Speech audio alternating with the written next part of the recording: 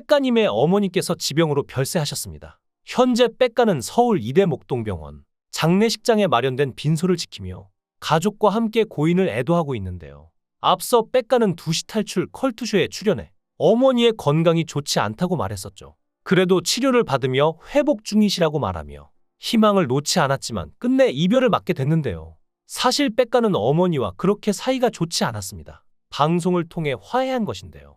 방송에서 백가는 습관적으로 욕설을 하는 어머니를 걱정하며 고민을 털어놓았죠. 어머니는 시어머니에게 욕을 처음 듣고 본의 아니게 습관적으로 욕이 입에 배어 굳어졌다고 고백했는데요. 백가는 중학교 때 어머니가 집에 불을 질렀다며 어린 시절 일화를 전하기도 했죠. 백가의 어머니는 백가 형제의 다툼에 불사지르기 전에 그만해라고 경고했지만 경고를 대수롭지 않게 여기고 계속 싸우는 형제의 모습에 불 붙인 휴지를 방에 던져버린 것이죠. 이에 어머니는 겁주기 위한 것이었다고 해명했는데요. 이어 어머니는 백가는 말을 끔찍하게 안 들었다며 유별난 사고뭉치였던 백가의 어린 시절을 전했습니다. 백가는 국기 개양대 꼭대기에 올라가 떨어진 적도 있었다고 하는데요. 이에 어머니는 한 달 동안 다친 백가를 업고 계단을 기어 올라가며 등교시켰다고 하죠. 또 어머니는 백가가 신발 밑창이 닳도록 돌아다녀 한 달 동안 슬리퍼만 6개를 바꿔야 했다고 말해 모두를 놀라게 했는데요. 심지어 경찰 경광봉을 훔쳤던 일화를 공개하며 아들을 타일러도 소용이 없었다는 엄마와 좋게 타일은 적 없이 늘 체벌을 받았다는 아들 백가의 상반된 주장이 팽팽히 맞섰죠. 그런데 MC 박나래는 엄마에 대한 좋은 기억은 없는지 질문했을 때 백가는 학창시절 어머니가 도시락을 싸주는 대신 매일 점심시간마다 직접 요리한 닭볶음탕, 삼겹살 등을 학교에 싸와 같이 먹었던 추억을 떠올렸는데요. 당시에는 엄마와 같이 밥 먹는 게 창피했지만 돌이켜보면 감사한 일이라며 친구들은 물론 선생님까지 챙겨주셨던 큰손 엄마를 향한 고마움을 표현하기도 했습니다. 이야기를 유심히 듣던 오은영 박사는 어머니를 향해 선을 넘는다 일침했는데요. 학교까지 음식을 바리바리 싸다니던 일은 물론 아들에게 하는 욕, 체벌까지 모든 것이 과하다라며 분석을 이어갔죠. 이에 어머니는 표현 방식이 과할 수밖에 없었던 이유로 백가가 당한 학교 폭력을 언급해 충격적인 고백을 이어갔는데요. 학교 폭력의 피해자였던 백가는 돈을 빼앗기는 것은 물론 폭행으로 인해 온몸에 멍 자국이 남아있는가 하면 괴롭히는 친구들 탓에 창고에 갇히기까지 했습니다. 어머니는 아들의 학교 폭력을 목격한 후 가해자들을 전학 조치시키고 아들을 지키기 위해 늘 학교에 따라다녔다고 말해 지극정성으로 백가를 키웠음을 토로했는데요.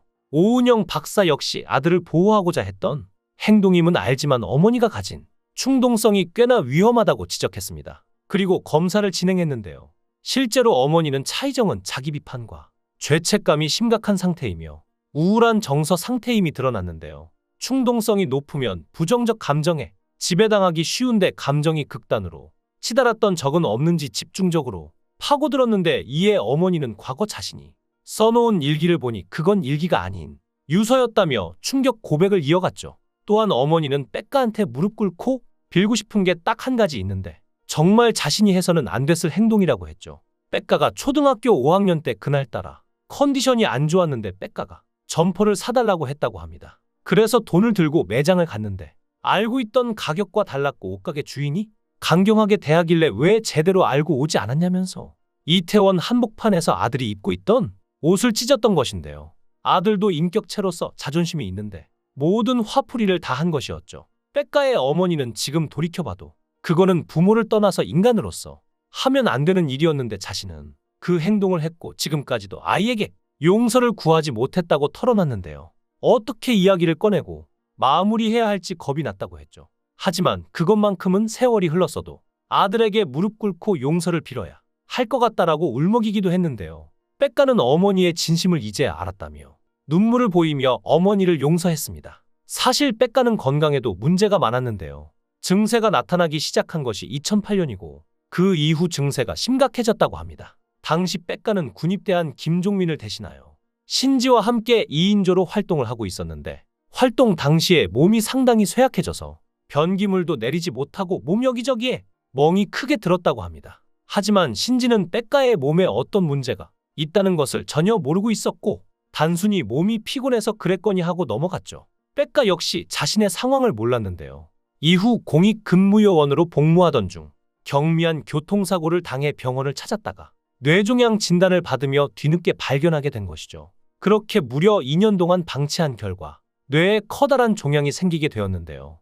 이것 때문에 12월에 공익근무요원 조기 소집 해제 처리되었죠. 당시에 빨리 수술해야 하는 상황인데다가 수술을 한다고 하더라도 사망 확률이 30%, 반신불수로 살아갈 확률이 60%였으며 성공을 해도 기억장애와 언어장애를 겪게 된다고 할 정도로 심각했다고 합니다. 이 소식이 대중에게 전해지기 전에 김종민은 백가로부터 먼저 연락을 받았는데요. 뒤늦게 발견한 뇌종양을 김종민에게 알린 이유는 당시 신지도 슬럼프와 우울증으로 고생하던 탓에 그래도 리더였던 김종민에게 알려주는데 김종민과 통화하는 중 본인도 대성통곡을 하면서 통화를 했다고 하죠. 그래서 김종민은 큰 소리로 다그치면서 정신 차리도록 소리쳤다고 하는데요. 그 후 소속사로부터 기사가 나갈 것임을 전달받은 김종민이 조심스레 전화를 걸어 신지에게 상처를 주기 싫어서 기사가 보도되기 몇 시간 전에 김종민이 백가가 뇌종양에 걸렸는 것을 신지에게 알려줬다고 하는데요. 신지는 이를 듣고 충격을 받았죠. 이때 신지는 무슨 병인가는 못 듣고 기사를 통해 뇌종양 소식을 접하는데 기사가 나가고 얼마 후 백가는 일부러라도 더 밝은 목소리로 신지를 진정시켰다고 합니다. 신지는 2009년 활동 당시 백가의 상태를 모르고 질타하고 잔소리했던 것을 정말 미안해했다고 하는데요.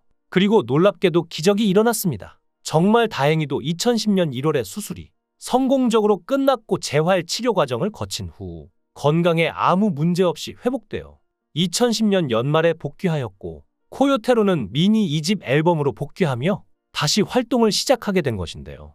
뇌종양 수술의 후유증으로 말의 속도가 좀 줄어든 편이지만 이는 재활 훈련과 부르는 음악에 따라 크게 문제되지는 않는 편입니다.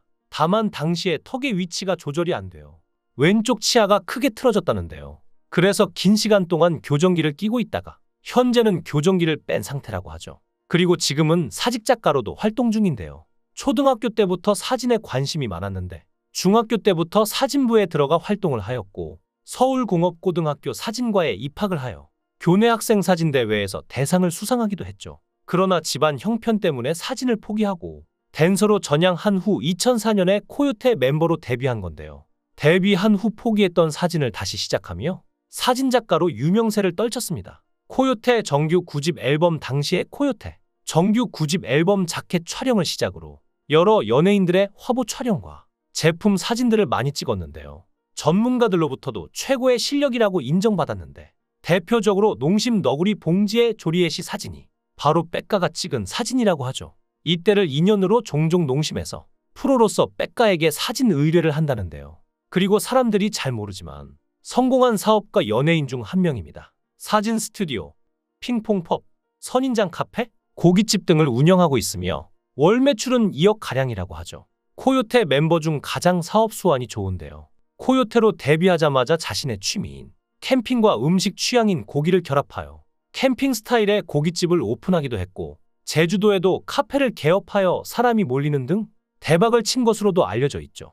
이렇게 아픔을 모두 극복하고 사업가로서 성공한 상황에 어머니를 떠나보내게 되어 너무 가슴이 아플 것 같습니다. 어머니 없이 가족들이 마음을 잘 추스리고 다시 웃을 날이 오길 바랍니다. 삼가 고인의 명복을 빕니다.